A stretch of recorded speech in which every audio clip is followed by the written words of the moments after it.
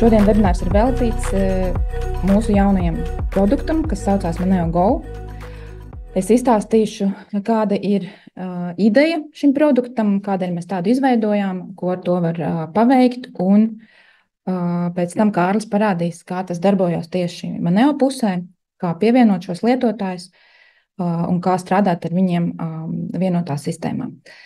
Mēs šo produktu arī saucam par tādu digitālo tiltu, jo tas, kā mēs redzam, kā ārpakalpojumu grāmatvedis strādā ar savu klientu, gan uzņēmējs, gan grāmatvedis ir pārsātināti ar dažādiem rīkiem. Protams, ka tie ir Exceli, e-pasti, iespējams arī WhatsAppi, kas droši vien ir visgrūtāk apstrādājami, un, protams, telefonu un citu saziņas rīki, un mums vēl klāt nāk digitalizācijas rīki, un mums nāk klāt arī dažādi citas vēl sistēmas, no kuriem ir dati jāsaņem, un sanāk, ka šī komunikācija nāk par ļoti dažādiem kanāliem.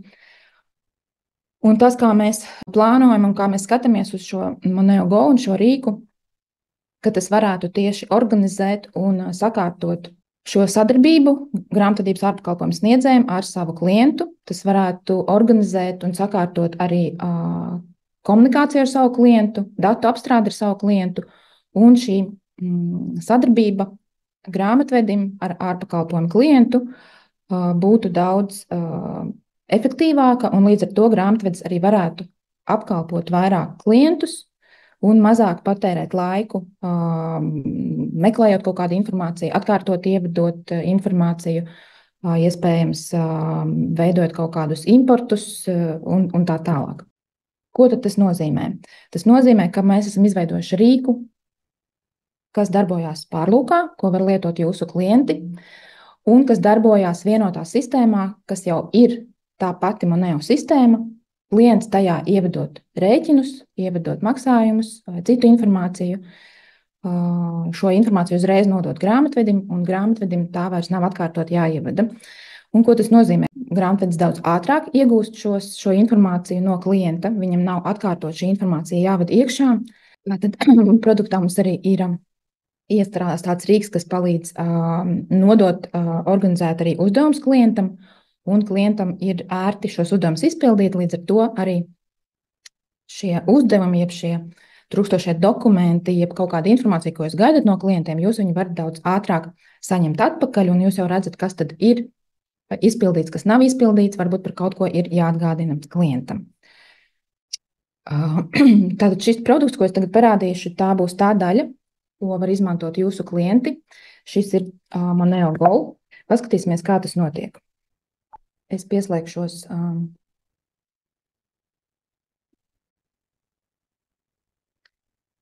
Pieslēdzoties, es varu izvēlēties, kurā kompānijā es vēlos strādāt. Un ko svarīgi saprast, tātad nekāda papildus importi vai datu savākšana vairāk grāmatvedim nav jāveic. Tātad šeit ir tāds rādītāju panelis, kur klients var redzēt aktuālos datus, svarīgākos rādītājus par savu uzņēmumu, tātad kopēju apgrozījumu, kāda tad ir naudas atlikums bankas kontos, kāds ir klientu parāds viņam un kāds tad ir parāds, kas man vēl ir jāsmaksā saviem piegādātājiem. Tāpat es redzu tekošā mēneša aprēķināto PVN un arī PVN par iepriekšējo mēnesi, kas man būs šomēnes jāmaksā. Un citi grafiki, kas ir pieejami. Kopumā ir iespējams arī pievienot savus grafikus, kaut ko noņemt nost, kas varbūt klientam neinteresē, ja viņš nav, piemēram, PVN maksātājs. Bet šeit tā tad nav jālaiž klientam nekādas papildus atskaites, viņš uzreiz redz stāvokli, kas notiek uzņēmumā. Un tad, kā mēs par šo produktu domājam, tātad tas ir vienkāršots, tātad lietotājiem vienkārši lietojams, nav vajadzīgas apmācības, nav vajadzīgi papildus iestatījumi, pieslēdzot šo produktu, tātad klients var efektīvi un ātri sākt strādāt un pārvaldīt savus rēķinus. Tātad šeit ir divas sadaļas – ieņēmumi un izdevumi, kur ir realizācijas rēķini un piegādātāja rēķini. Tātad realizācijas rēķinus klients var veidot gan uz datora, gan, ja ļoti gribās arī uz sava telefona, vai vismaz pārskatīt apmaksas datums un atmaksas status rēķiniem, tātad tas būtu tā kā telefona skats, ja te tāpat var darboties. Var, kā jau arī Moneo sistēmā, var šos rēķinus filtrēt, skatīties, kuri rēķini tad ir kavēti. Nav jāprasa grāmatvedim, kas ir samaksāts, kas nē, bet es varu strādāt jau ar saviem debitoriem un viņus, teiksim, apzvanīt vai sūtīt viņam papildus ēpastus. Tāpat ir pieejama Moneo pazīstamā ierakstu marķēšana ar krāsu. Ja jūs ar savu klientu vienojaties, ko tas nozīmē, un šādā veidā jūs varat vēl marķēt šos rēķinus. Un paskatīsimies, kas tad ir, kā tad notiek rēķina veidošana. Tātad, kā es jau minēju, par cik jūs ar saviem klientiem jau strādājat, un dati ir pieejami. Klientam arī ir vieglāk uzsākt, viņam nav jāsāk darbs ar visu klientu, teiksim, importu vai reģistrēšanu. Ja? Tātad šie dati jau ir pieejami. Protams, viņš var veidot arī jaunus klientus, kā tas pienākās, reku klientu saraksts, spiežam tik jaunu un veidojam jaunu klientu. To var darīt arī šeit pat no rēķina. Tātad rēķinam, protams, mums ir jāievada saņēmējs, rēķina datums, tāpat ir pieejami dažādi rēķina veidi. Izvēlēsimies pavadzīmi, un samaksas datums, ko klients arī var izvēlēties, ja tas nav noklusētais, kas jau sistēmā ir iestatīts. Tālāk ir darbs ar artikuliem. Tāpat var strādāt arī neveidojot artikulus, vienkārši rakstot tekstu.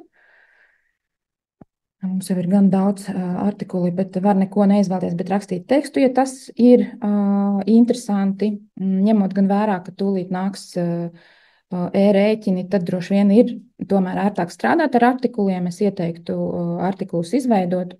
Šeit tāpatās var veidot jaunu artikulu. Jāsaprot, ka tā artikulu kartiņa ir ļoti, ļoti vienkāršot, kā jūs redzat, ir tikai nosaukums, kods, ko mēs piešķiram, ceļu mērvienība, un vienīgā tāda papildus funkcija ir šī artikulu grupēšana. Ja jūs pašā Moneo esat iestatījuši kaut kādus vairākus datus, viņi tā kā arī strādās, viņi nepazūd, bet viņi nav redzami šeit interfeisā klientam, lai viņam nepaliek bailīgi no tik daudz laukiem.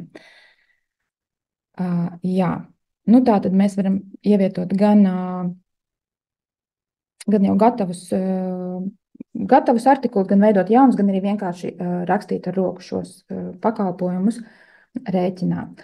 Jāsaprot arī tas, ka Moneo Go nenodrošina noliktavas uzskaiti. Ja pašā Moneo sistēmā ir noliktavas uzskaite, tad šeit arī var veidot rēķinus, un ja rēķini noraksta preces no noliktavas, tad tas arī darbosies, bet šeit nav visas noliktavas funkcijas, te nevar izvēlēties teiksim, klienta pasūtījumu vai kaut kādas piegādes adreses, kuras ir vairākas. Šīs jau papildu sarežģītākie procesi Moneo Go iekšā nebūs pieejami. Lūk, tātad te mums tik tālu mēs esam tikuši līdz artikuliem. Ja ir vajadzīgs, var arī rakstīt komentāru, un dažas papildus lietas ir pieejamas. Pie pavadzīmes varbūt mēs gribam norādīt tomēr piegādes adresi. Varbūt ir kaut kāda cita valsts. Ja, to mēs varam. Un pie parametriem, ja ļoti vajadzīgs, tad var mainīt arī valūtu. Var pievienot pavadzīmes numuru, ja tas ir, ja tā mēs strādājam, un ķeksītes sagatavots elektroniski, ja tas mums ir nepieciešams, tad arī ķeksējam šeit. Tātad augšā mēs arī redzam, ka sistēma nodrošina darbu arī ar priekšapmaksām. Tātad ir šis paziņojums, ka klientam ir kaut kāda naudiņa jau samaksāta uz priekšu, un tādā gadījumā jūsu klients var piesaistīt šo priekšapmaksu. Pamēģināsim piesaistīt, tātad ir viena priekšapmaksa. Tajā gadījumā, ja jūsu klients daudz strādā ar priekšapmaksām, tad šis ir arī vienkāršāks veids, lai grāmatvedim pēc tam nav jāmin, kura priekšapmaksa ir pie kura rēķina. Pats klients jau var šo priekšapmaksu piesaistīt. Jā, lūk, un saglabājot attiecīgi klientam priekšskatot šo rēķinu, mēs arī redzam, ka tā priekšapmaksa ir piesaistīta, un attiecīgi klientam es varu izdrukāt tādu rēķinu, kurā ir summa apmaksājuma 0. Lūk, tā. Kad rēķins mums ir gatavs, tad droši vien ir vairākas opcijas, ko klients varētu vēlēties darīt. Viņš var, protams, saglabāt šo rēķinu savā mapītēs, ja viņam tas ir interesanti, bet tas vairs nav interesanti, jo rēķinu pārskats jau ir sistēmā. Šeit ir tātad darbs ar e-rēķiniem. Tātad izveidot šeit rēķinu, klients var saņemt šo e-rēķina failu, ja tas ir nepieciešams no 1. janvāra, ja viņam nepieciešams ir un viņš vēlās to sūtīt uz kaut kādām valsts iestādēm, viņš to rēķinu šeit var lejupielādēt un tālāk augšu pielādēt e-adresē, ja tas ir nepieciešams saņēmējiem. Un otrs veids, protams, mēs varam kā ierasts sūtīt rēķinus pa e-pastu. Klientam mums nav pierakstīts e-pastiņš. Un tajā gadījumā, ja mums ir sistēmā iestatīts tas, ka mēs kopā ar PDF sūtam e-rēķinu, tad sūtot jau šajā brīdī rēķinu no Moneo Go sistēmas, nosūtīsies 2 faili, gan PDF, gan šis e-rēķins. Tas būtu par e-rēķiniem, dažādiem rēķina veidiem, priekšapmaksas pievienošanu. Tātad šīs vienkāršās funkcijas klientam ir pieejams no Moneo Go. Priekšapmaksa mums vēl ir palikusi, jo tā bija liela. Varam ātri uzmest acis. Mūsu rēķins 239. Attiecīgi paskatīsimies pašā Moneo. Redz, kur ir 239. Tātad šis rēķins jau uzreiz ir pieejams arī grāmatvedim. Ko tad tālāk? Ja viņš ir aizsūtīts klientam, iespējams, atkal atkarībā no tā, kā jūs strādājat ar savu klientu, klients var arī šos rēķinus grāmatot. Ja jūs klientam uzticaties, tad jūs viņam arī atļaujat šos rēķinus grāmatot. Viņš var grāmatot rēķinu. Status uzreiz mainās uz samaksāts, jo mums ir priekšmaksas, kas sēdz visu parādu, bet attiecīgi, ja mēs šo naudiņu gaidam, tad status būs neapmaksāts un attiecīgi vēlāk kavēts, ja tā naudiņa neienāk laikā.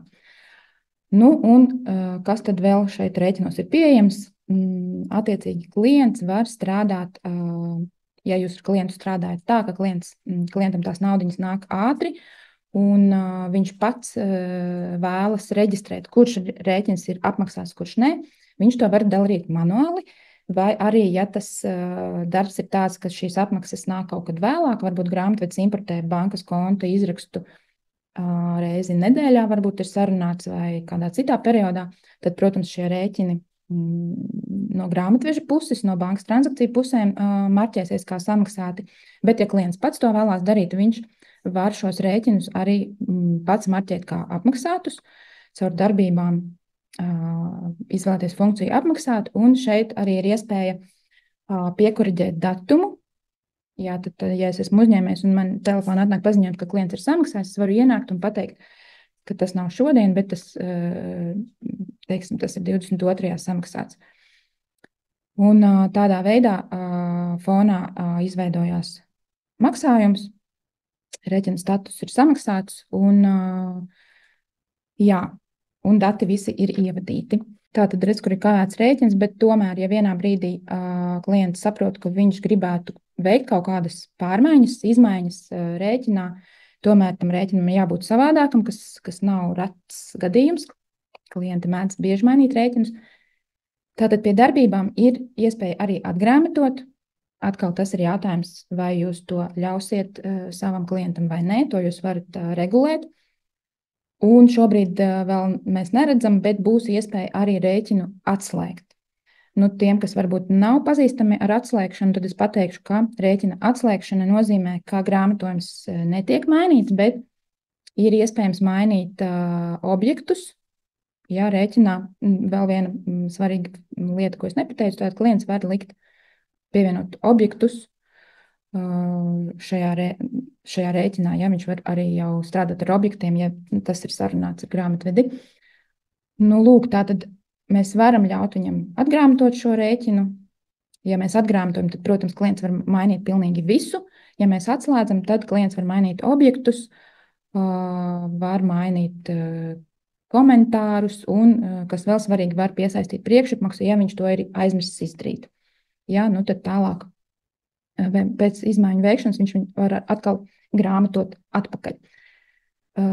Visa šī ķēdīte strādā tāpat kā pašā Moneo. Tātad, ja jums jau rēķins būs apmaksāts, tad klientam būs diezgan sarežģīti viņu atgrāmatot, jo rēķins būs jau apmaksāts. Un tādā gadījumā droši vien būs izdevīgāk izmantot šo atslēgšanas funkciju, ja ar to pietiek, ja tikai jāpiesaist priekšapmaksa vai kāds objekts jāpamaina, vai arī būs, protams, jādod ziņa savam grāmatvedim.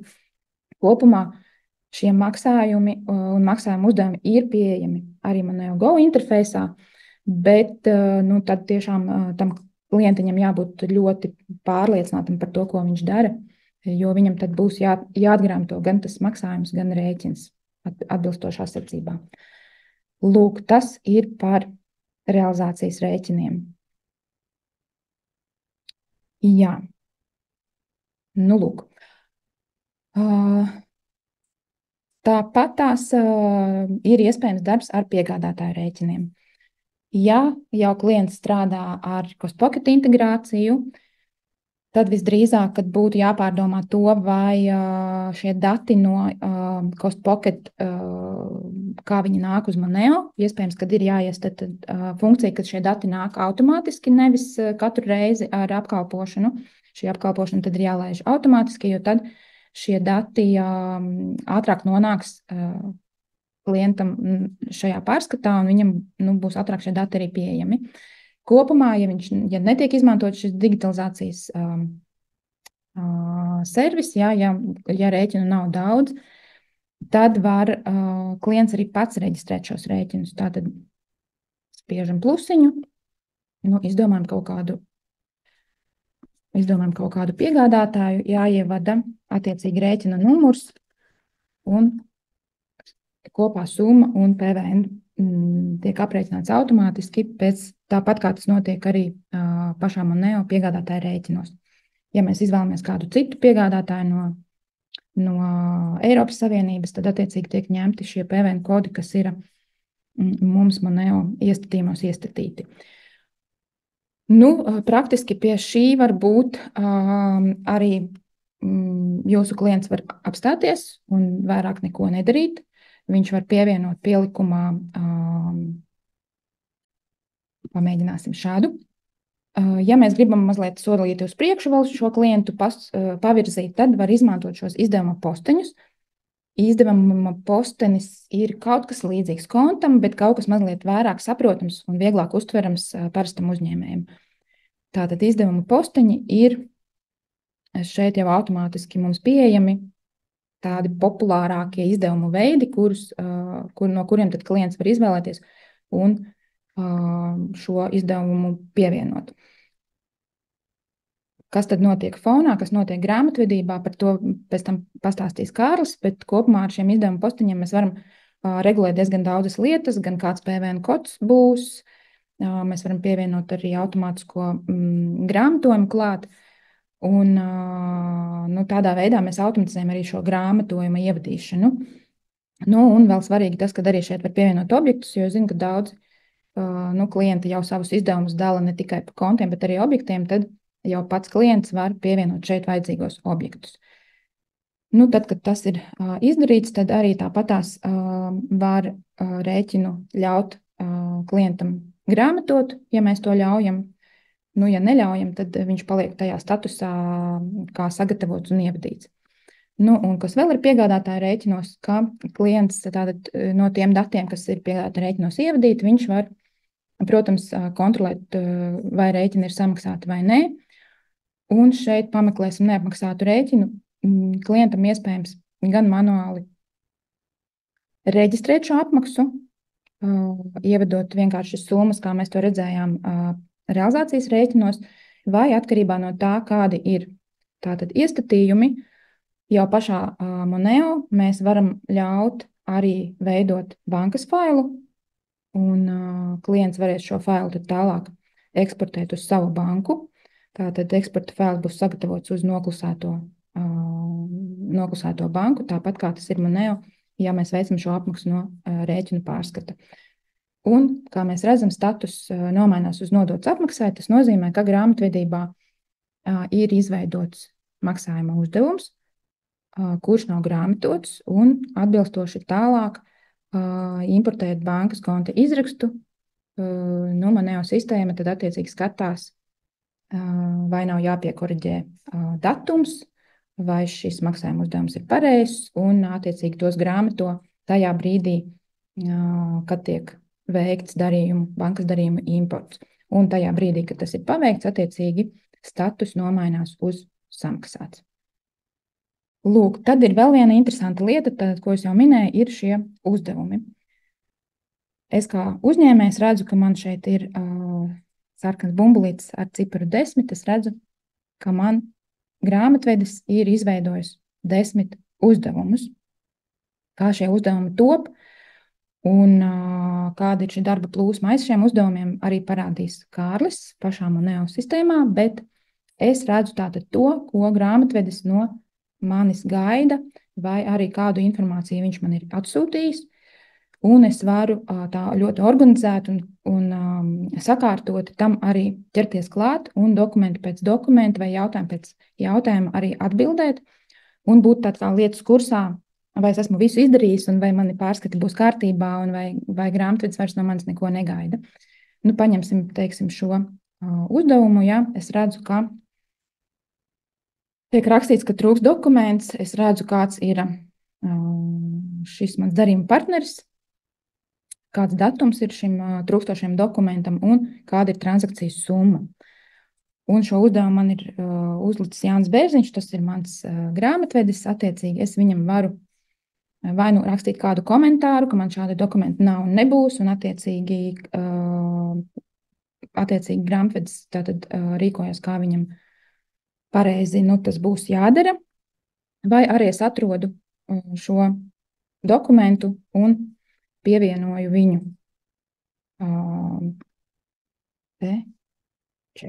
pievienoju šim uzdevumam un pasaku nosūtīt failus. Grāmatvedis atkal saņem paziņojumu, ka šis dokuments ir ienācis. No šī dokumenta automātiski, ņemot vērā uzdevumu statusus un kas ar viņu ir darīts, automātiski šis dokuments nonāk iesūtnē. Atkal tiem klientiem, kas lieto iesūtni, saprot, ko tas nozīmē. Tātad izveidojas iesūtnes ieraksts ar pielikumu šo failu pielikumā, un ar to jau var strādāt, no tā veidot vai nu piegādātāju rēķinu vai avansa norēķinu. Tātad tas ir viss tas, ko lieto jūsu klients. Tūlīt Kārlis pastāstīs par to, ka visi iestatījumi, ko varbūt jauni iestatījumi, ko jūs redzējāt, viņi būs pieejami automātiski jums, kā pie viņiem tikt un ko ar tiem darīt. To mēs tūlīt dzirdēsim. Un vēl viena lieta, par ko man būtu jāpasaka, aiziesim uz tādu mājaslapu GoMoneo LV, kur tātad jūs kā grāmatvedības pakalpojumu sniedzējs varat arī palasīt, tātad, kas labs šajā produktā ir no grāmatveža puses, apskatīties, kā tas izskatās, un arī dzirdēt, kādi vēl plāni mums ir nākotnē šo produktu attīstīt. Un šeit arī var redzēt šī lietotāja cena. Tātad, ja jūs pieslēdzat šo savu klientu klāt pie Moneo, tad šī lietotāja cena ir 10 eiro mēnesī. Jā, un šo mājaslapu arī var izmantot tādām vajadzībām, ja jūs gribat mazliet vairāk pastāstīt klientam par šo produktu, var nosūtīt šo saiti, un klients atkal var paskatīties, kas tas ir, kāpēc man to vajag un ko ar to darīt. Un šeit ir arī podziņa pieslēgties, kur attiecīgi klients var uzreiz pieslēgties. Jā, un vēl viena pavisam īsa piebilde, ka šajā vietā jau šobrīd, neslēdzot nekādus papildu lietotājus, jūs varat pieslēgties kā demo ar demo paroli, pieslēgties un redzēt šo interfeisu pie demo kompānijas un paskatīties, kā tas viss izskatās. Ja jums ir kādas šaubas par to, kas ir iespējams, kas nav iespējams. Jā, tas tad būs no manas puses viss. Došu vārdu Kārlim. Paldies, tev, Rīta, liels. Daudz plašs, svarīgas informācijas. Labdien vēlreiz, amata brāļi un māsas. Apsveicu jums ar nodotu šī gada 10. PVN deklarāciju. Gada beigas tojās saviem toļiem. Un šis ir tas mirklis, kad sākt jaunu gadu, sākt jaunu dzīvi, sākt iet uz zālīti, sāk ēst veselīgāk un tā viss cits labāk lietas darīt, tā skatā, tā lietot Moneo Go. Nu, lūk, Rīta pastāstījumi parādīja, teiksim tā, to lietotāju redzamo pusi. Un tagad paskatīsimies to, kā tas izskatās visvarenajam grāmatadim, kuram tad ir tā vislielākā vara kontrolēt to, ko lietotājs var darīt, ko viņš nevar darīt, ko viņš varēs redzēt, kā kas veidosies, tas ir obligāts, un attiecīgi tas no tā visa nav obligāts. Un visā šajā stāstā daļai būs jau arī atbildes uz tiem jautājumiem, kas paralēli jau radās šeit te Ritai stāstot fonā čatiņā. Tad pēc tam viņus apskatīsim visu reizē, noteikti vēlreiz, bet attiecīgi tad kaut kas no tā jums tiks atbildēts, jūs tā vienmēr aktīvi un ātrāk cienoši pa priekšu visai dzīvē, bet pats sākums, lai vispār jūsu Moneo konkrētā datubāze zinātu par to, ka man ir jāslēdzās klāt šim Moneo Go, man ir jāļauj kādam lietotājam piekļūt pie viņa, sākas ar to, ka konkrētajā datubāzē jums ir jāaktivizē gan setapa, jeb iesatījuma saņemšana atbilstoši tiem, kas nepieciešams šim Moneo Go lietotājam, gan attiecīgi, lai vispār šis pieslēdzums viņam varētu izveidoties. Nu, lūk, vēlreiz gribu atgādināt to, ka Moneo Go nav atsevišķs risinājums, atsevišķa programma, tas ir tikai tā, nosauksim to par spoguli jūsu datubāzes rezultātiem web interfejsā, un tad jautājums, kurā vietā tad mēs šos datus radām šeit desktop versijā vai attiecīgi Moneo Go, tas jau ir cits stāsts, ja tad šajā gadījumā rezultāts ir viens vienīgs dati jūsu datubāzē. Nu, lūk, tātad, lai tiktu pie visiem iesatījumiem, modulī sistēma ir apkalpošana, kas saucās aktivizēt Moneo Go iesatījumu. Un šīs apkalpošanas momentā tad nav neviena cita darbība jāveic, kā tikai jāpalaiž čeksis, un tajā mirklī tad jums parādīsies paziņojums par to, vai šī darbība ir izpildīta veiksmīgi vai attiecīgi kaut kādu iemeslu dēļ kaut kas noticis ne tā, tad visādākos gadījumos tad šeit nevajadzētu rasties nekādiem tehniskiem kādusiem par to, ka šis pieslēgums varētu nebūt veiksmīgs. Tad citādāk, ja mēs paskatīsimies atskaitē, tad būs vienkārši paziņojums par to, ka sinhronizācija ir veiksmīgi aktivizēta. Tad jauns termins Moneo dzīvē, tad sinhronizācija būs atsevišķs temats, par ko mēs runāsim citā webinārā, bet tad pamatā ir kaut kur maza bāzīte, kas tevī zina un glabā visu to, kas vajadzīgs Moneo Go. Un šajā momentā, ja jūs viņai sinhronizācijā tā teikt aktivizējāties un pierakstījāt, tad viss, kas notiks šajā centralizētajā datubāzē, tiks automātiski izmainīts arī jūsu datubāzē. Nu, un tad viens no piemēriem, ko Rītie paspēja mums parādīt tehniski dzīvē, bija šie izdevuma posteņi, uzdevuma statusi, standarta teksti un visas citas lietiņas, kas tad starta patiņā, kas tam Go ir vajadzīgs, tur arī attiecīgi ir iekšā un jūsu datubāzē ieliktā.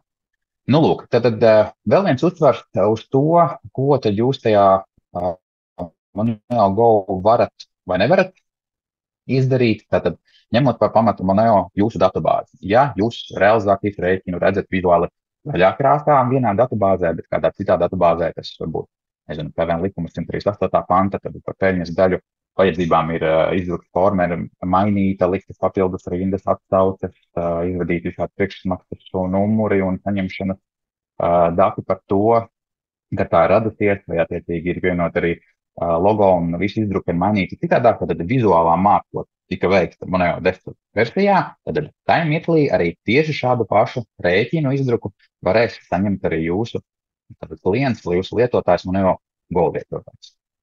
Tad tādā veidā nodrošina to, ka tas ir spogulis, ja rēķins mums izskatījās Moneo desktop versijā šādā skatā, tas izskatīsies arī Moneo Go rēķinu. Ja lietotājiem ir iespēja grāmatot šo rēķinu desktop versijā, tad lietotājiem būs arī to iespēja darīt Go versijā. Tad te mēs mazliet jau pieskatāmies kompānijas lietotājiem un tiesībām, ko tad šie lietotāji vispār var darīt.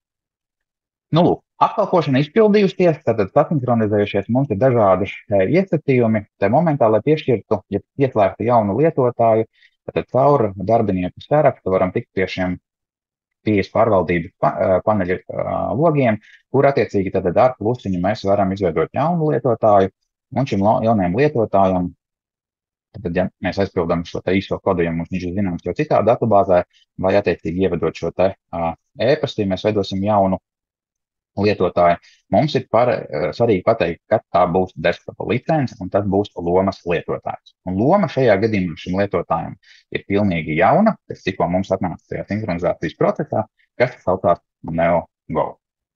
Ja? Tālāk jau jautājums par to, ko tad mūsu konkrētais lietotājs varēs darīt, un šajā pašā sinhronizācijas procesā ir atnākušas arī divas pieejas grupas.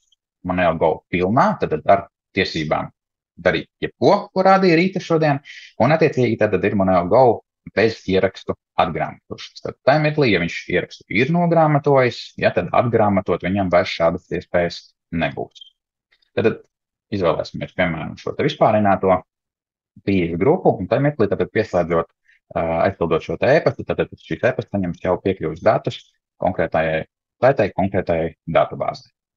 Ja nu gadījumā šim lietotājam mums nedara esošās tiesības. Mēs gribam kaut ko īpaši citādāk, tad viņš varbūt vispār drīkst tikai skatīties rēķinus, nevis viņus vadīt tur sistēmā iekšā.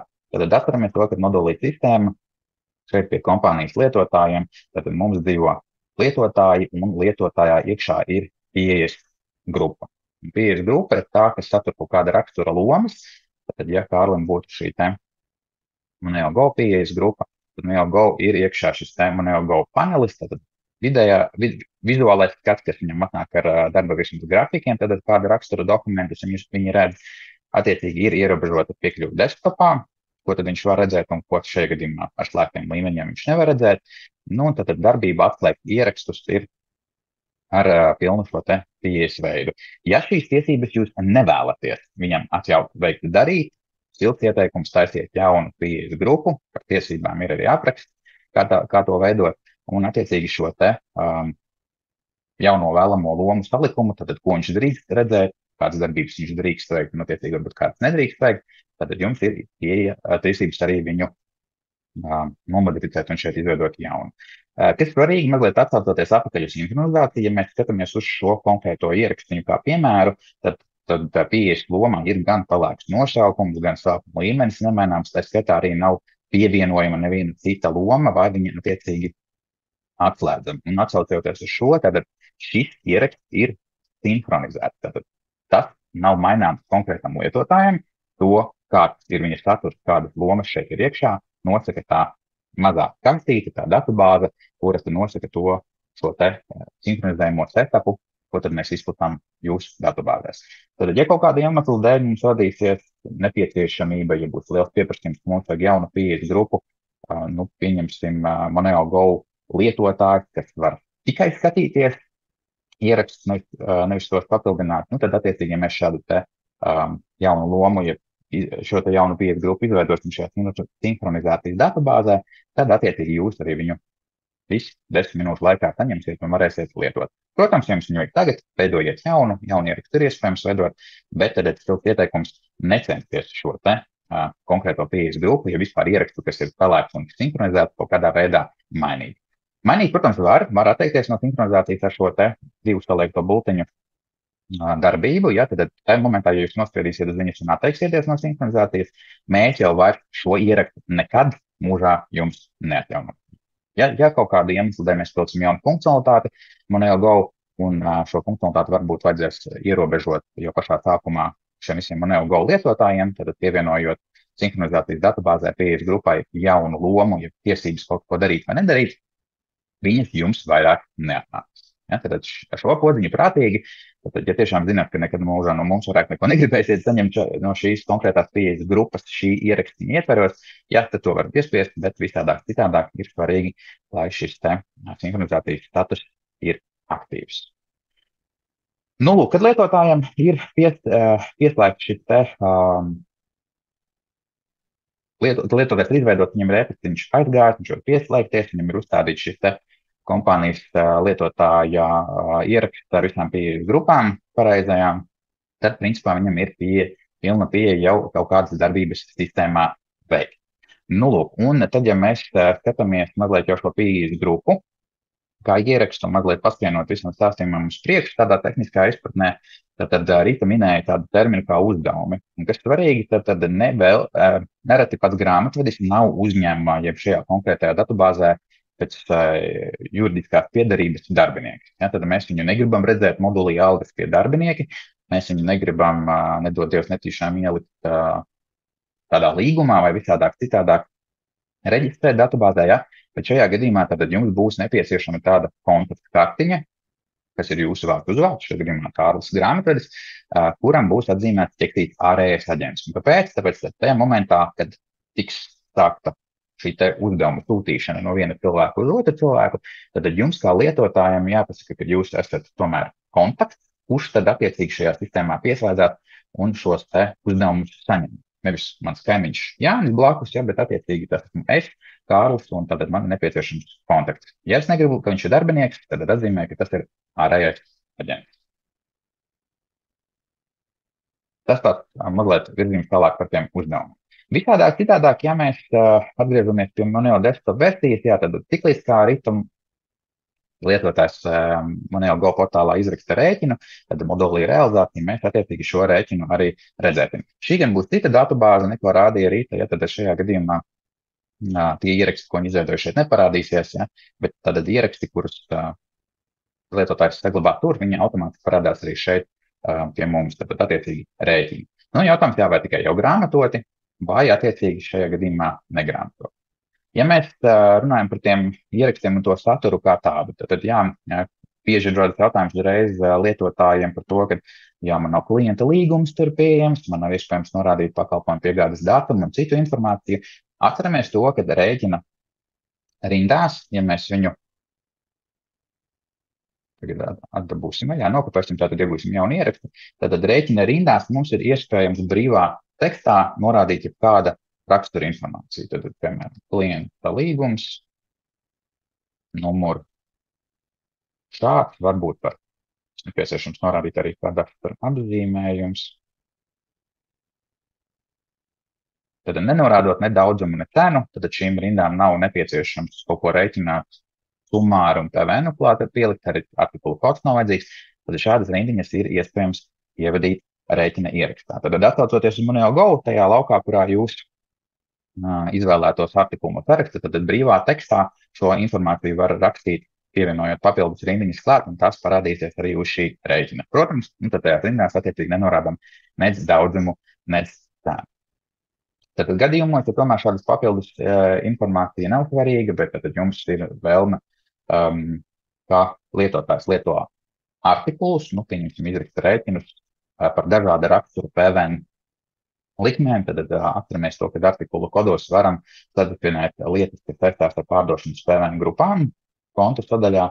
Tad pēc kāda principa, kādam nodokļu maksātājiem mēs piemērotu kādu to konkrēto PVN kodiņu, jeb PVN likmi. Tad varbūt šajā gadījumā nekustamo īpašumu saistītais pakalpojums viss apliekās ar 21, neskatoties, ka viņš ir ārzemnieks arī Latvijas teritorijā, tas tā būtu. Bet, ja mēs tirgotu, piemēram, žagaru plotiņas, ja, tad PVN maksātājiem mēs viņus aplikt par 21%, PVN maksātājiem aplikt par reverso. Tad ar viens nodokļu, ja nemaksātājs dabūtu maksāt arī 21% klāt. Tad kādā gadījumā tad šis ir tas veids, kā ar artikuliem ar šīm te PVN pārdošanas grupām ietekmēt to, kāds PVN kods, kāda PVN likme jums ievietojot šo konkrēto artikulu rēķina rindās ievietos. Un attiecīgi, tātad, ja lietotājs būtu piesaistījis arī priekšapmaksas šajā te Moneo Go, tad apmaksas sadaļā šīs priekšapmaksas nāks arī šeit. Vitādāk, tātad, ja viņš veic apmaksu, kā to darīja Rīta, ja izvieto jau maksājumu uzdevumu ar konkrētu datumu, tad šie maksājumi parādīsies maksājumu sadaļā, modulī realizācija, attiecīgi jums ir pilnas piekļuvs arī modulī bankas savienojums ir maksājumi, tad šie ieraksti jau tur glabāsies un dzīvos. Tad ņemiet vērā tikai faktu, ka tajā mirklī, ja konkrētajam lietotājiem būs radījusies kaut kāda kļūme par summām vai attiecīgi datumiem, tad importējot videovistas failu, ja, tad grāmatotu ierakstu mēs vairāk nevarēsim izmanīt. Šī bankas transakcijas ticamākais paliks statusā izveidota ar atpazīšanas nosacījumu saņemtu priekšapmaksa, gaidot vai nu jūsu iejaukšanos šajā konkrētajā bankas transakcijā, vai arī pārbaudot to, ka šis maksājums varbūt jau ir izveidots, bankas transakciju, tad atzīmējot vai iekrāsojot zaļā krāsā, ar statusu izveidot tādu domu, ka mēs viņu vairāk neaiztiksim. Ja? Visādākos citādākos gadījumos, ja maksājumi netiks veidoti no tās puses, tad attiecīgi FIDA vistas importa ceļš vai izsaukāla importa ceļš, kurā gadījumā notiks tādā pašā kārtībā, kā tas ir bijis līdz šim apmaksājot rēķinu. Ja, maz tās ir par piegādātāju pusi, kur tad eksportējot ārā no sistēmas šos maksājumu uzdevumus un importējot bankā, tad ir pazīme par to, vai šis maksājuma uzdevums ir izeksportēts no sistēmas vai attiecīgi nē. Un tad pēc šī noteikuma sistēma zina to, vai attiecīgi šo konkrēto maksājumu uzdevumu importējot atpakaļ no jau FIDA vistas formātā, mums drīkstam izmainīt vai attiecīgi nedrīkstam. Ne mēs gluži, bet tad pats sistēma, vai to drīkst mainīt vai nē, tad mainot summas vai attiecīgi pagriežot šo maksājumu uzdevumu datumu uz priekšu. Ja es pieskāros jau šim piegādātāju pusē, ja piegādātāju rēķiniem, tad tajos gadījumos, ja jūs tomēr ļausiet arī šim lietotājiem Moneo platformā piegādātāju rēķinus vadīt, tad drīkta aizskārt tādu tematu kā izdevuma posteņi, tad veidojot jaunu ierakstu, tāda kolona tiešām mums noklusēt viņi ir. Attiecīgi, ja jūs viņu šeit neredzat, atskamies, ka šeit var labo pusīti to izdevuma posteni, tādēļ mēs varam pieklabināt klāt. Tad izdevuma postenis ir lielums, ar kura palīdzību tad mēs varam ne grāmatadiskam lietotājiem palīdzēt saprast, kāda rakstura izmaksas tas ir. Tad kontu viņš nezina, nedod Dievs, mēs viņiem tos 4 ciparus parādīsim, mēs zaudēsim varbūt labu cilvēku, vai vispār viņi saka lietot nepareizi raksturu šos izdevuma veidus, tad tam nolūkam ir izdevuma postenis. Izdevuma postenis tad tilts ar grāmatadiskiem terminiem, pārvēršot tos cilvēciskākā valodā, parasto cilvēku valodā, teiksim tā. Lūk, ko tad pat izdevuma postenis tevī satura, tad viņā ir svarīgā informācija, kas mums būtu svarīga kā grāmatažiem, ir konts, konkrēts konts un attiecīgi izdevuma nosaukums, tad ko tad tas lietotājs, tad mans klients vadot sistēmā rēķinu, kas viņam būs saprotamāks par 7780, ja šajā gadījumā varbūt šim visām pa virsmu vēl ir nepieciešams arī autogrāmatās. Ja? Tad kafijas, tējas, kolas un cepumi būs tas, ko viņš varēs izvēlēties to interfēsā, un man attiecīgi ievietojot šo lielumu, parādīsies arī šis 7780 kontiņš šeit iekšā. Tad, ja mēs paskatāmies atkal uz šiem izdevuma posteņiem, izdevuma posteņu sarakstā man ir manis izdomātie un ir šie Go1001 un tā tālāk ar cipariņiem uz priekšu, kas savukārt jau, ja mēs viņus atvērsim vaļā, ir pakļauti sinhronizācijai, ja tad šie arī nāk no tās sinhronizētās datubāzes, kur attiecīgi tad jau ir nodefinēti konti pret šiem izdevuma nosaukumiem kā tādiem. Protams, ja lietotājiem šie ir par maz, ja jūsu datubāzē varbūt tie konti ir mazliet citādāk par tiem nosaukumiem, jums ir iespēja izveidot jaunu šo izdevuma posteņus. Visi izdevuma posteņi globāli dzīvo modulī piegādātājiem, iestatījumiem, izdevuma posteņi, šeit viņus var arī veidot no jauna. Lūk, ja mēs uz piegādātāju rēķinu skatāmies un atsaucamies uz to, ko Rīta runāja par objektiem, ja, tad arī objekts šeit ir pievienojams gan piegādātāju rēķina rindiņās, gan galvenajā. Attiecīgi, tad, ja jums objekti ir sadefinēti iepriekš, tad izvēloties objektu lietotājiem Moneo, šie objekti atnāks arī šeit uz piegādātāju rēķinu. Ir iespēja, protams, arī, kā nereti lietotāji jau ir iepazinušies tādu lietu pateikt, kad noklusēts izteiksmes uzlikt laukiem, ka šie lauki vienmēr ir jāizpilda obligāti. Ja, tad modulī sistēmas pie tabulu definīcijām tur gan silti iesaku sarunāties ar konsultantu pusi, jo tāda tieši apraksta, kas pasaka visus iespējamos kritērijus, ko jūs varat iedomāties, kas tam laukam būtu nepieciešami, nav un domāju, ka nebūs tuvākajā laikā visiem lietojams, bet visādāk citādāk, tad vajag atcerēties to, ka laukus var padalīt obligātus. To prasiet tad mūsu kolēģiem no atbalsta līnijas, tad, ja konkrētai datubāzē mēs piegādātāju rēķinu, nekad nedrīkstētu ievadīt, nenorādot nevienu objektu. Ja jums strādājam ar projektiem, jums ir departamenti vai kā citādāk, mēs šos izdevumus viena konta līmenī gribam sadalīt mazākās šķiriņās un attiecīgi to pēc tam vētīt un pētīt galvenajā grāmatā vai kādās finanšu atskaitēs, kaut vai peļņas zaudējuma aprēķinu, paskatīties pa konkrētiem departamentiem vai objektiem. Atgriežoties mazliet pie realizācijas daļas un iepriekšējā semināra stāstu, tātad par Moneo Go un 25. gada 1. janvāri, tātad par e-rēķinu sūtīšanu kā tādu. Tātad visādāk citādāk, tātad atkārtošu vēlreiz pie iestatījumiem, galvenajos iestatījumos, realizācijas parametru sadaļā mums ir iespēja pateikt, ka e-rēķinu mēs vēlēsimies sūtīt, pievienojot e-pastiem, tad sūtot no sistēmas ar SMTP parametriem visiem šiem te mūsu izsūtītiem rēķiniem. Vai otrs variants - nesūtīt vispār. Ja, tad vai nu sūtam, vai nesūtam, tad to nosaka galvenie iestatījumi, vai attiecīgi, ja mēs paskatāmies jau konkrētā kontaktu kartiņā, ja galvenajos iestatījumos mēs būsim pateikuši, ka mēs tomēr sūtam visiem, tad klienta sadaļā mums ir iespēja šeit sūtīt e-rēķinu, atsaukties uz noklusētajiem parametriem, tad galvenajiem piestatījumiem pateikt, ka mēs sūtam visiem, vai šajā gadījumā šim konkrētajam klientam mēs varbūt nesūtam e-rēķinu. Viņš varbūt mums klients no trešās valsts vai tālas aizjūras zemes, ja viņam nav saistošs šis e-rēķins, tad izsūtītajā e-pastā mēs attachmentā pielikumā šo e-rēķinu nevēlamies redzēt. Vai attiecīgi tieši pretēji galvenajās iestatījumos mēs pasakām, ka mēs nesūtam absolūti nevienam, ja kad šim te konkrētajam klientam mēs tomēr šo e-rēķinu vēlamies nosūtīt. Par klientu kartiņu un kontaktkartiņu kā tādu runājot, tad attiecīgi mums ir iespēja kontakti ielasīt datus no LUSAP datubāzes, ja tāda funkcionalitāte arī Moneo Go strādās, tad šeit ievedot reģistrācijas numuru vai nosaukuma daļu bez juridiskās abreviatūras un lauku galā nospiežot pultiņu uz leju, mums šie dati no LUSAP attiecīgi arī sistēmā ielasīsies.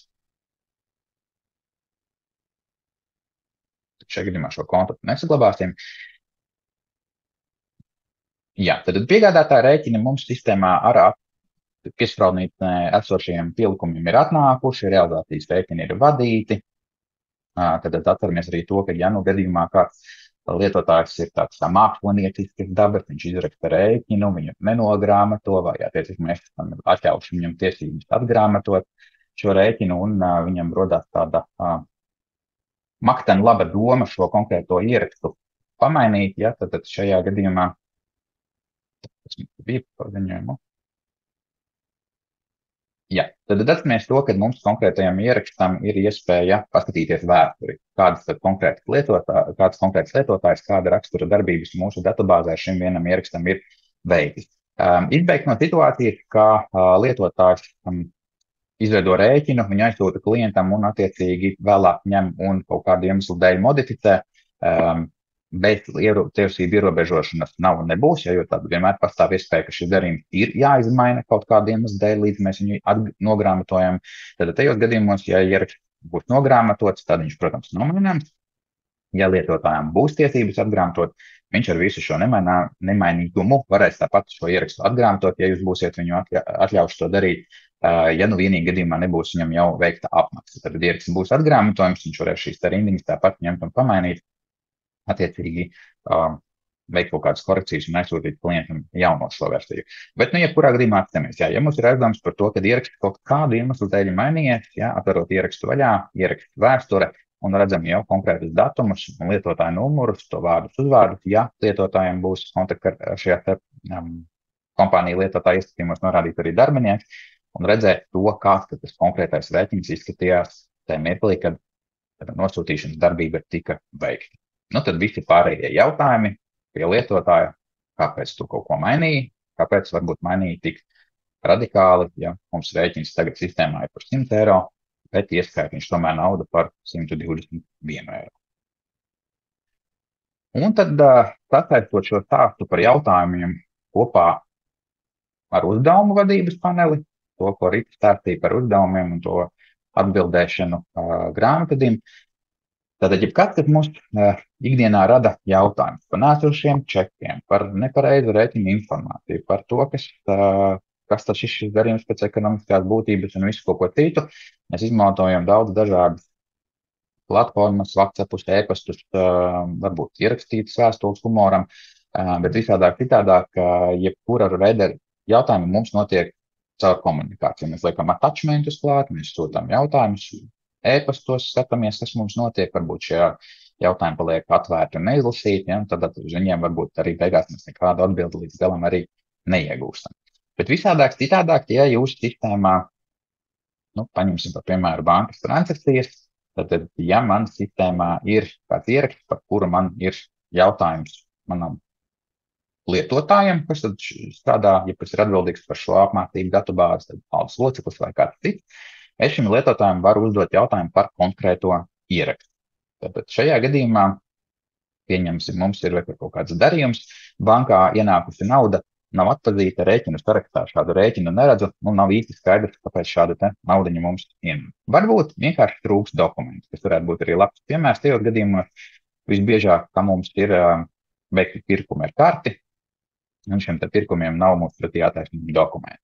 Tad iezīmējot vienu vai attiecīgi vairākus ierakstus no saraksta, caur labo taustiņu mums ir iespēja no jebkura ieraksta sistēmā veidot jaunu uzdevumu.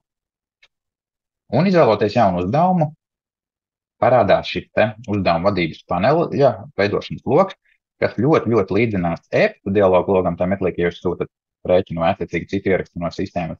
Bet te ir svarīgi saprast nevis e-pastu, kas būs saņēmējs, bet attiecīgi to, kura persona, jeb kurš lietotājs no sistēmas būs tas, kurš būs šī konkrētā uzdevuma saņēmējs. Šajā gadījumā, ja šis darbinieks Madara Kalniņa būs tā, kas saņems uzdevumu no manis kā grāmatveža par šo bankas transakciju. Te mēs redzam to, ka mums ir uzdevuma veids ievietojies. Jā, tad uzdevuma veidi ir vēl viena lieta, kas caur sinhronizācijas parametriem atnāks pie jums.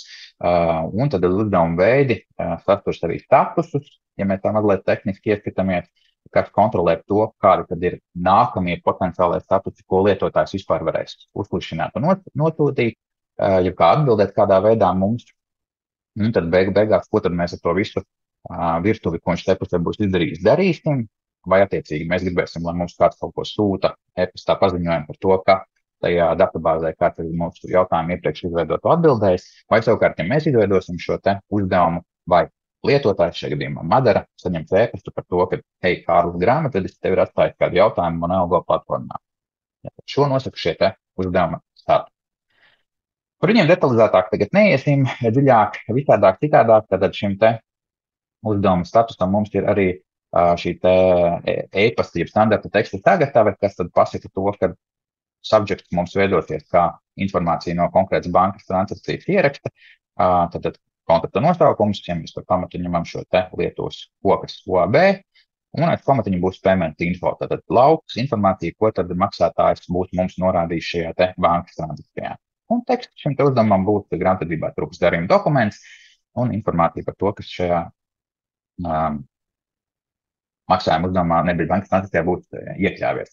Citādākos gadījumos, ja būs tāds ieraksts, kuram nav uzstādīts šis tagatavas veids, pieņemsim, ja mēs pieņemsim kaut kādu rēķinu, tad Moneo jums piedāvā par šo rēķinu, ja mēs uzdevām jautājumu, Moneo jums piedāvā standarta tekstus automātiski ielasot, un tad pēc mūsu noklusējuma svarīgākos laukus un tā vērtības, ko tad mēs gribam pievienot šajā te uzdevumā klāt, lai identificētu konkrēto darījumu. Tad rēķins falsumija numurs, tad datums, grāmatojuma datums, pavadījums numurs no kopējā summa un klienta kodiņš. Ja jums ir kaut kāda cita informācija, ko gribat vēl pierakstīt klāt, tad brīvā tekstā varam rakstīt, kas šis ir un kāpēc. Piemēram.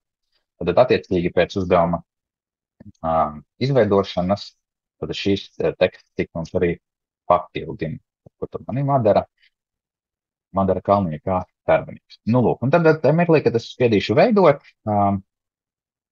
tiks prasīts, vai es vēlos saglabāt uzdevuma tekstu nākamajiem uzdevumiem. Tad, ja es nākamreiz vēlreiz taisīšu rēķinu ierakstu sarakstu šo te uzdevumu, tad šis papildu tekstiņš, kas ir šis un kāpēc, tiks pievienots automātiski klāt. Visādāk, citādāk, ja mēs negribam, tad mēs varam atbildēt, sakot nē, un attiecīgi mums izveidojās jauns uzdevuma ieraksts.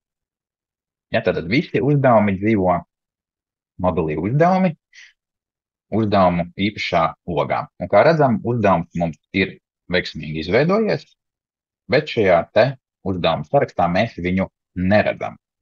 Kāpēc mēs viņu neredzam? Tāpēc, ka mums pie uzdevuma atlases ir iespēja atzīmēt to, kāda rakstura uzdevuma mēs vispār vēlamies tagad redzēt.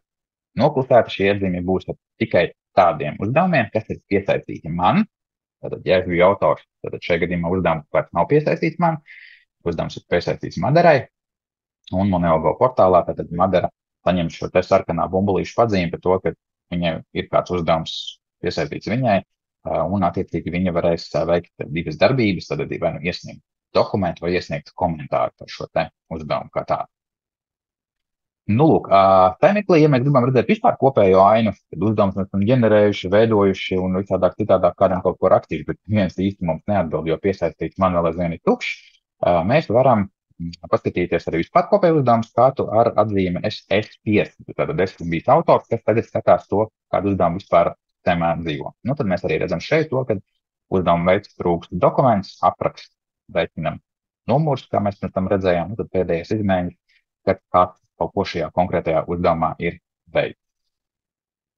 Un bāzes loga apakšējā sadaļā, tad 4 jaunās podziņās, kur jau kāds paspējas paklišināties un paskatīties, ko tad viņas dara. Šis te pirmais ir tas, kas mums atver uzdevumu pārlūku logu, tad to, ko mēs tikko redzējām noklusētajā skatā, bet šai podziņai ir papildus viena iespēja, kuru tūlīt arī paskatīsimies, tajā mirklī, kad Madara, piemēram, Moneo portālā vai nu iesniedz dokumentu, vai iesniedz kaut kādu komentāru, tad viņi ir veikuši šādu darbību. Mums, protams, ir iespējams to izdarīt arī no šejienes kā administratora lietotājiem un šim te uzdevumam statusu pamainīt. Nu, pieņemsim, ka viņa mums ir iesniegusi dokumentu, šajā mirklī nomainās uzdevuma status, dokuments ir pievienots, vai nu ir šis dokuments šeit ielikts vai nē, tas citās dotajā momentā, bet, kā redzam, tad bāzes loga apakšējā kreisajā stūrītī pie uzdevumu šī te pārlūka loga podziņas parādījās aplīts ar vienanieciņu iekšā, tas nozīmē to, ka nu jau man ir kāds uzdevums atgriezies atpakaļ. Un spiežot šī uzdevuma pārlūka loga, tad piesaistīt man sadaļā redzu to, ka šis te konkrētais uzdevums 12.06 ir atgriezts man atpakaļ. Ja, tad komentāru īsti neviena nav, dokumentu pievienots arī neviena nav. Nu, tad šajā gadījumā tad šim testa režīmam ar šis uzdevums principā varētu arī beigties. Bet citādāk, ja es gribu atkal uzdot par šo jautājumu atpakaļ kaut kādu jautājumu šim lietotājiem, kas pirms tam bija Madara, tad es varu atkal piesaistīt uzdevumu un šī paša uzdevuma ietvaros izvēlēties darbinieku, kuram tad es viņu stienu atpakaļ, iedodu varbūt jaunu uzdevumu šo statusu, kad mums ir pieprasīts dokuments, bet varbūt kāda informācija. Un varam pierakstīt kaut kādu savu komentāru klāt, kur tad īsti komentārs ir, pieņemsim. Un pēc apstiprināšanas tad uzdevumam pievienosies šis te jaunā persona, mans komentārs, un viss ir atkal sācis savu ciklu no jauna, un šis konkrētais uzdevums ir atgriezies Moneo no jau Madaras apgādībā, ja mēs to tā varam nosaukt. Ja, bet ja mēs atgriežamies pie šī te bankas transakcijas uzdevuma, tad mums uzdevuma veids šajā gadījumā būs, kad mums trūks dokuments. Attiecīgi, ja mēs spiedīsim veidot, tad mums izģenerēsies atkal šis te ierakstīns, nu jau šajā gadījumā ar citu tekstu. Visādāk citādāk, ja mēs to tekstu vēlamies papildināt, mēs varam papildināt arī šeit. Ja, tas viss teksts būs redzams arī tur, šajā te datubāzē, Moneo platformā, un attiecīgi tad nemainīt šo te standarta tekstiņu dialogu logā, bet papildināt konkrētus jautājumus arī šeit uzdevumu sarakstā. Tad to mēs darītu, protams, noteikti individuāli vienam uzdevumam, jo visādāk citādāk, ja mēs iezīmējam vairākus ierakstus, vairākas bankas transakcijas un veidojam jaunu uzdevumu, diez vai šajā te konkrētajā logā mēs gribēsim to informāciju papildināt visos 5 uzdevumos, kurus mēs pat arī veidosim. Tad, kas svarīgi, tad uzdevuma veids ar konkrētu statusu, un šim statusam ir sūtīt e-pastu. Sūtīt e-pastu teksts mums būs pilnīgi cits, ja šajā gadījumā to, ka tev grāmatvedis ir lūdzis nodot informāciju par trūkstošu dokumentu, nu, tad apmeklē portālu Moneo, lai tad iepazītos ar detaļām, kas tad tam konkrētajam grāmatvedim šajā gadījumā trūks. Kas svarīgi, lai šāds e-pasts nosūtītos, lai Madara vispār zinātu, ka viņai šajā platformā ir kaut kas jāiet darīt, ja viņai konkrētajā kontaktpersonu kartiņā ir nepieciešams norādīt e-pastu. Ja? Ja mēs kaut kur aizsūtītu, ir nepieciešams e-pasts un, attiecīgi, nepieciešami arī tie SMTP parametri, kurus, attiecīgi, tad jums ir šajā pamata datubāzē arī jāies. Citādāk, tātad, ja mēs konkrēti jau runājām par dokumentu pieprasījumu šo te veidu un statusu kā tādu, tad tajos gadījumos, ka mums būtu status par to, ka viņš mums tomēr dokumentu ir atsūtījis un pievienojis. Tā, mums būtu atsūtījis un pievienojis, tad tie, kas, kā Rita minēja, jau ir strādājuši ar integrācijas moduli, ja tad tajā momentā integrācijas moduļa dokumentu iesūtnes reģistrā, mums atnāktu jauns šis te ieraksts, kurā tad mums būtu kaut kāda rakstura informācija jau atpazīta un aizpildīta šos te dokumentu iesūtnes laukot, un piesaistņa logā šis te dokuments, ko lietotājs MoneyGo portālā būtu pievienojis, būtu atnācis uz šejien. Tas, kad aizpildās kādi konkrēti lauki, tā nav sakritība, bet tas nav arī šis te OCR, jeb datu atpazīšanas mehānisms. Tad, ja tā ģenerēja bankas transakciju, tad bankas transakcijām mēs zinājām kontaktkartiņu, mēs zinājām tās reģistrācijas numuru, mēs zinām arī kaut kādas maksājuma informācijas detaļas vai summu. To tad mēs varam tehniski atnest šeit dokumentu iesūtnes ierakstu. Citādāk, ja šis, piemēram, būtu uzdots jautājums pilnīgi no bankas transakcijas, kurā nav šādas rakstura informācijas vai cita ierakstu, kurām nav atpazīstams kontakts vai summa, šie lauki būtu tukši. Dotajā momentā piesaistītā faila datu nolasīšana, ja mēs to tā varam apzīmēt, šeit dokumentu iesūtnes ierakstā nenotiek.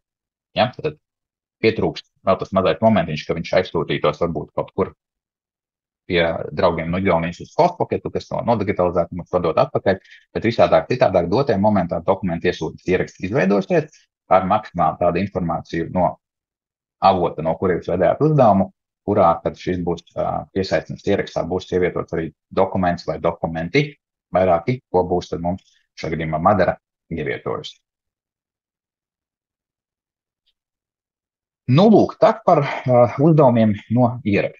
Ja mēs aizdodamies uz uzdevumu šo te vadības paneli un ar plusiņu tātad veidojam jaunu ierakstu, to pat taisno adresējam Madarai, mēs varam ar uzdevumu veidu, piemēram, vienkārši jautājums prasīt, kā tev šodien iet, vai tev garšoja kafiju viņu, ja?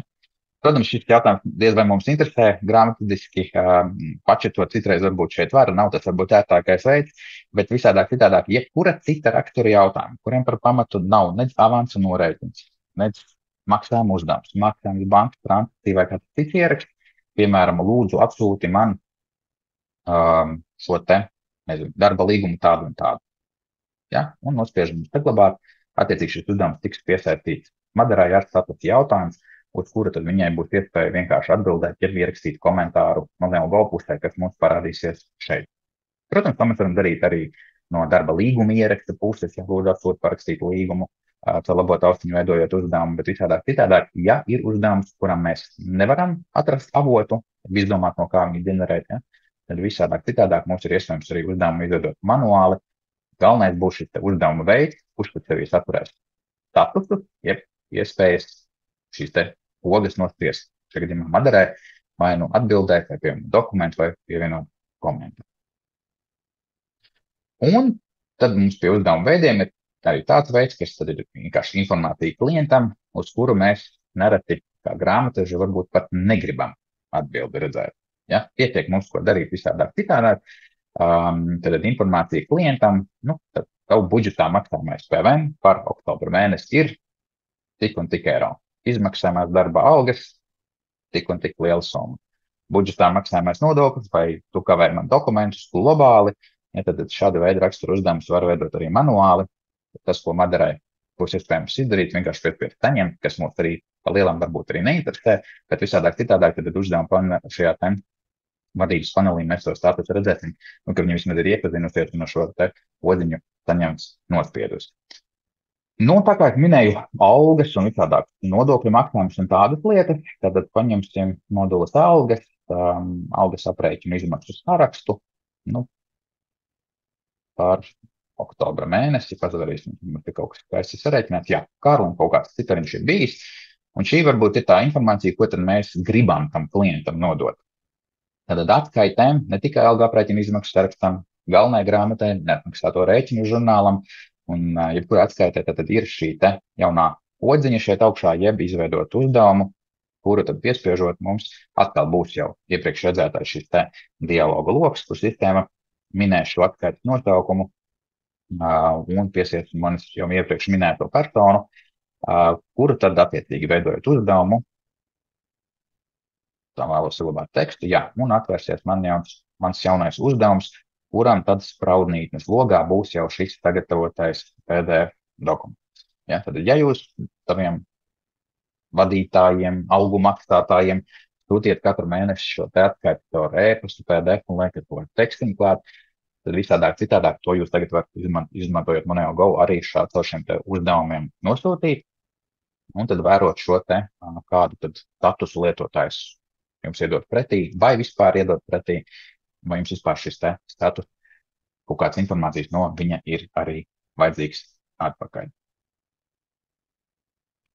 Nu, lūk, tāds ātrais stāsts par to, kas tad notiek Cyprus pogulim, jeb Moneo desktop versijā, ko dara rēķini piegādātāja rēķini, ko darīt ar izdevumu posteņiem, un kā tas strādāt ar šiem te uzdevumiem kā tādiem.